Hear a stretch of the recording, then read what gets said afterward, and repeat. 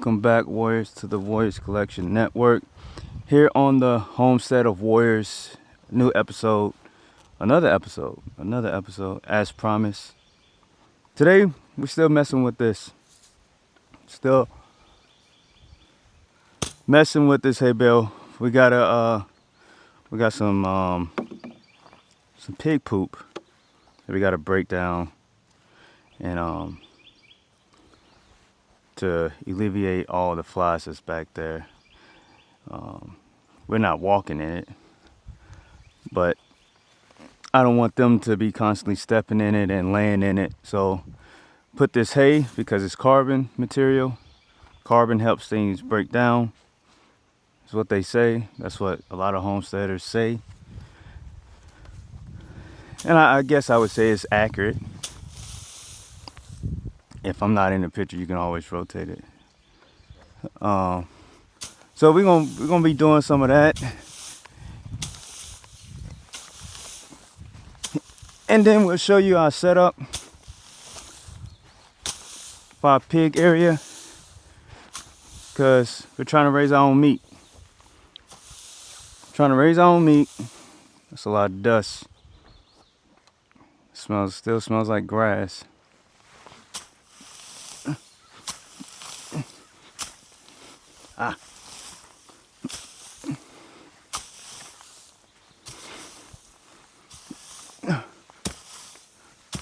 Yeah, so we're trying to raise our own meat. We have chickens, as we said. We got rabbits. We got to get a new doe, because, well, we probably don't have to get a new doe actually. But did you know that in the summertime, rabbits do not like being touched? They don't like being bothered. So if you're trying to raise rabbits in the summertime in Alabama or in the South, it ain't gonna happen, because it's too hot. They don't want to be touched. They don't want to be bothered. So we missed the window for them to, make babies. We missed that window. So hopefully, God willing, this upcoming fall, winter, we'll be able to get some rabbits into the freezer and start doing something with their furs. The plan with them is to eat their meat and make rugs out of their skins, out of their furs. Rugs or scarves, bags. What else?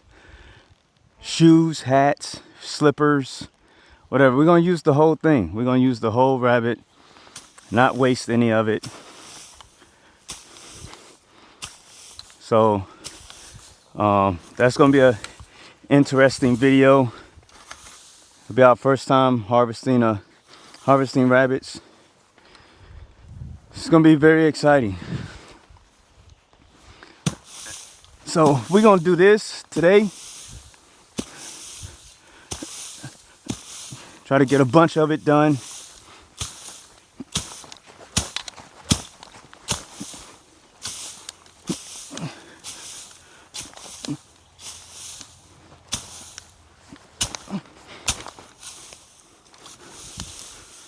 You already know about our chickens. I'm telling you, chickens, and even though we haven't had any rabbit meat yet, I'm starting to see why people like rabbits more than chickens. I can almost fully understand it, but again, chickens give eggs. That's protein. Dense nutrients in those eggs. So, but chickens are, I don't know. They cost more. I'm not gonna say they get sick often, but they attract predators. I mean, anything attract predators though. So, I don't know. What do you think, Tay?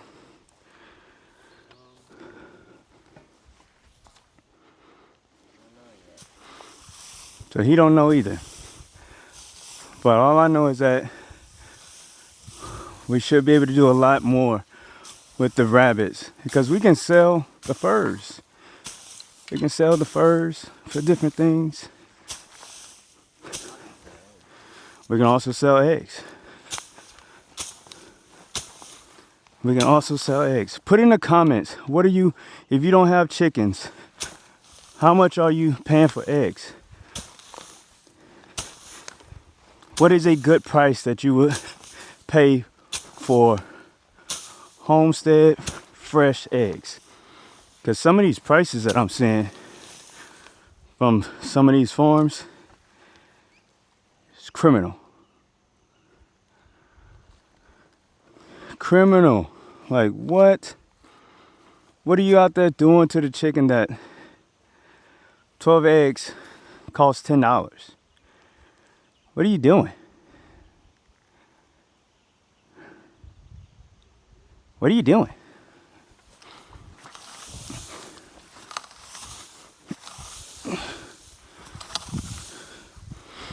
So what's a good price that you would pay? Not saying I'm trying to sell eggs, but I just want to know. If you hear me breathing, it's because I'm a lard butt. I got to get back in shape. This is what happens when you put too much on your plate and when you get injured and when you become lazy. Things that shouldn't be so extraneous becomes strenuous. So that's why I have all this stuff on, so that I can be doing it under load, under weight,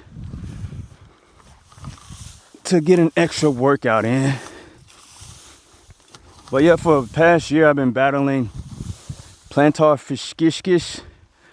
I slaughtered that. I don't know what the I don't know what the actual word is. Plantar fasciitis. I don't know. Look it up. Plantar blah blah blah. It's where my heel is like extra tight, and every morning that I get up, it's like I had to tear it or stretch it. It's weird. But I found a video that talks about stretching, and so I've been stretching my calves because that was where it's hurting at. The calf was extra tight. So I've been working that out, stretching it out to hopefully get it healed because it's been injured for about a year and a half now. About a year and a half, so tired of that. I can't do my sprints like I want to. It's really bothersome, especially when I do like my Muay Thai training, kicking after a session. Oh my goodness. Oh my goodness. So anyway, we're gonna go ahead and load this barrel up. This little cart, barrel. Not barrel, what in the world? Wheelbarrow. Yeah, wheelbarrow. Load this bad boy up and take you to the pigs. We see you in the next scene.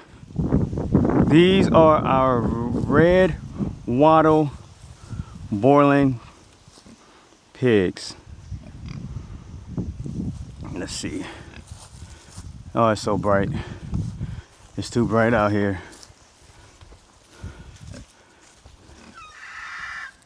And that's our chickens. Yeah, there they are.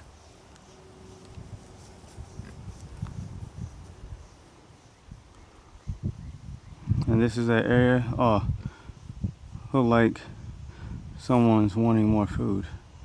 But this is the area. Zoom out. So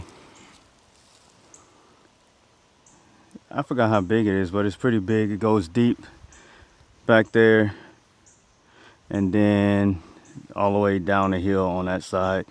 That's our pallets that we put together to give them a shelter. The water, you see pig line, the wire all the way around. So we're gonna get in here and put some of this hay down and make another trip. All right.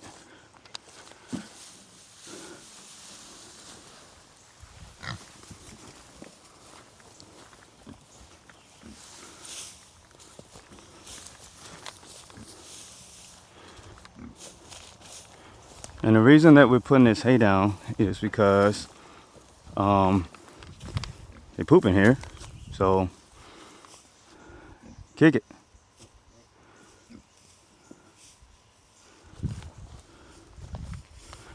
They poop in here, and certain areas we don't want them stepping in and treading it back into their food or to their living space. So we can break it down, especially where it's built up a lot.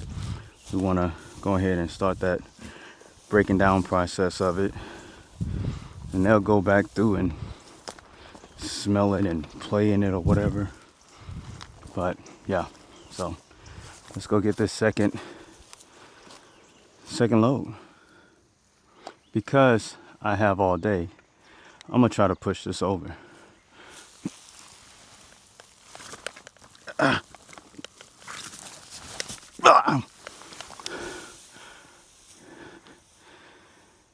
Yay. Manual power.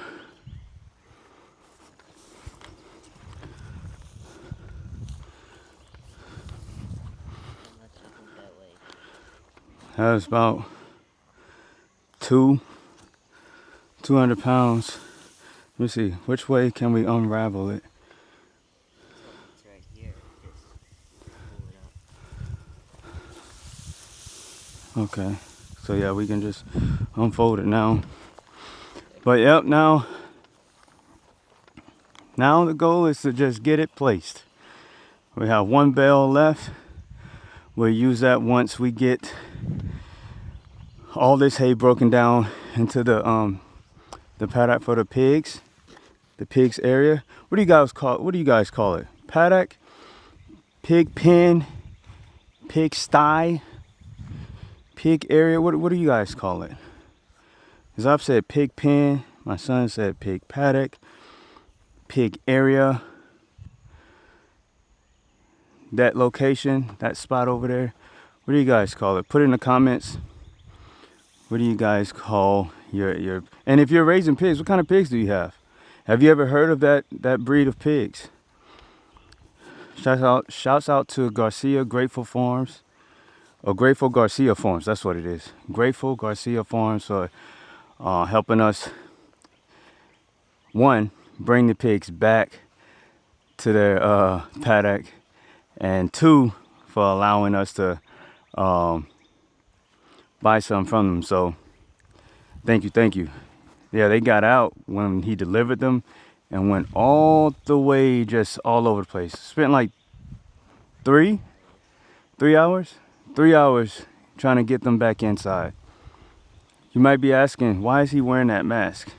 Well, his nose breathes up, sucks in all kinds of dust and everything, and when he does that, he becomes real congested and sneezy, and it's a nightmare. He has a little Rudolph the Red-Nosed thing going on after it's all said and done. So he wears a mask. I should probably have mine on too, but I don't get like that. But anyway, back to the mission. Round 2. All right, so here is the pig pen, a little bit closer. Let's zoom out a little bit. We have the American Farm Works solar panel, the wire hooked up. Can you see it? Let's see. The wires all the way around. I think it's 4 strands, not one continuous wire, 4 separate strands, but they're jumped so that if one wire is not receiving power right away, the power from that other wire will go down into that wire. So it's being jumped. Each line is 7,000, right? Yes, sir. Each line is reading 7,000. Oh, Huh? 7,000 volts. Yeah, 7,000. And we check it every morning. We do a walk around, make sure there's no lines on it. I mean, no limbs, vines, leaves, dirt, whatever. We make sure none of that's on there. Most of this area is sand, like sand and clay. The camera's not really picking it up, but a lot of it is sand and clay. A good mixture of sand and clay. They like being right here because the sun comes in and warms it up, and it's cool. There's a lot of sand. The sun is too bright. It's not picking it up. But it's a lot of sand. You can pick it up over here.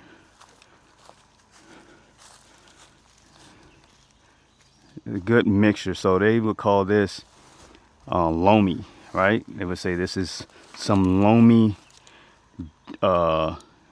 soil or dirt ground. We have loamy dirt, right?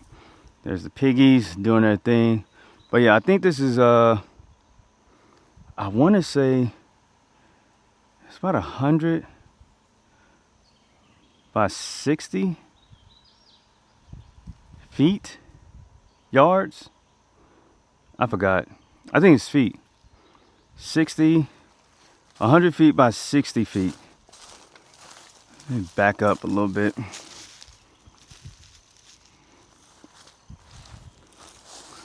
So you can get the full picture of it all. And then it goes downhill. So when it rains heavy, it runs down deep into our forest back there.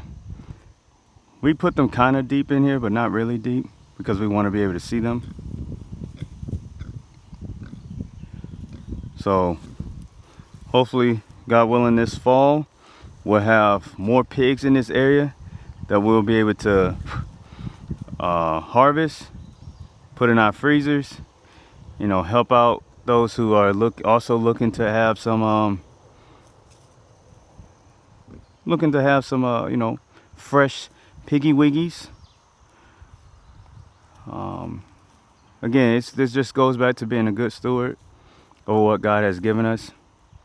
We don't have 60, 80, 45 acres of land or anything like that, but you know, we have our 2.5, and like I said in the other video, I think the last year we have really grasped on to being good stewards over what God has given us. So we plan on doing more. Like I said, we got our chickens, we got our rabbits. We came across this video about, you know, growing our own fish. There's just so much that you can do. And even if you don't have the land or the desire to, you know, live out here and do this type of, maybe you should, you know, get connected with an individual or local farmers or whoever that is doing this, so that you can have food, you know, because food prices at these stores are insane. They're insane. And food is security. You know, I'm all about protecting and preparing. What are you going to do when you can't afford food? Or, you know, you get laid off your job, and how are you going to eat? Yes, the Lord will provide. But he also gave you the knowledge and the wisdom to be able to do something on your own. Again, the Bible says faith without works is dead. So you can't just sit on your butt waiting for God to, you know, do it all. We know he can, but that's not what the Bible tells us to do. We got to put that work in. You got to put that work in. That's why we're called to be stewards. That's working. We're caring for something. We're protecting something. We're doing something. You are doing something, right? To make sure that you guys are able, to make sure that we are able to feed our families and, you know, be able to help someone else that may come in need one day. So yeah, it's just a look at what we got going on. The pig area. I'm gonna take you down here. my camera got like 2 bars on it, so gotta rush the video a little bit to, and it's so bright out here, my goodness. Now it's dark, but this is the cool area. So it comes all the way down. We were up there, now we're down here, come to this point and goes back up to that up there. Actually further up that way. Tay, shoot up that way. And there go the piggies. It's like, what's going on back here? All the way up to the end post. So you probably lost him because he got his camo on. You see his shadow. Camo is a great thing, guys. He's waving. Do you see him waving? Wave again. Do both arms. There you go. But yeah, we wear camo out here. Wear combat shirts and just trying to blend in with our environment. You won't find any high fashion clothes out here at this address. we are definitely in our camos and natural earth tones to blend in with our environment, along with chest rigs and carrying things that go bang bang and stuff like that. So it's a different environment, but we love it and we thank God for it. It's that freedom, part of that freedom that God has blessed us with, that we have fully embraced. But yeah, this is just to give you a little insight of what we got going on. Like I said, here's the pigs. This is the area. It's pretty simple to do. I thought when I first did it, it was going to be extremely hard, or I didn't have the knowledge, but you can definitely do it. You can definitely do it. Look up some videos on YouTube and do it. Get it done. So on that note, we're going to get back to working, getting this hay. So the next time that I make a video, that hay bale won't still be there. And if it's there, then you can put in the comments, procrastinator. You can put in the comments, he's a procrastinator, or he must have got distracted. So we're definitely battling distractions and making sure that we don't be overcome by distractions. We want to overcome distractions. So on that note, guys, I hope this video was insightful, somewhat entertaining, informative, and even thought-provoking. And maybe got the juices flowing in you to get you to, you know what? I think we can do the same thing. I think I don't have any of that knowledge, but if he can do it, I'm pretty sure I can do it. So definitely, before you do anything, make sure that you seek God. Make sure that you seek God and ask him what is his will for your life, and then line up with that.